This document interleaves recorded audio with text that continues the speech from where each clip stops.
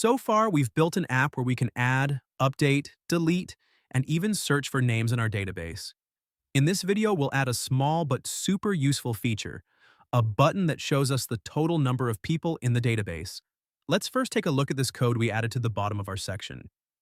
This creates a button labeled Show Count and an empty label where we'll display the result.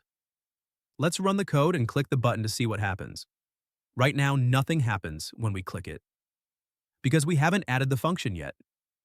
Now here's the function that powers the count button. This function connects to our database, runs a query to get the total number of rows in the people table, and then displays that number in the label. And finally, to make everything work, we connected our button to this function like this.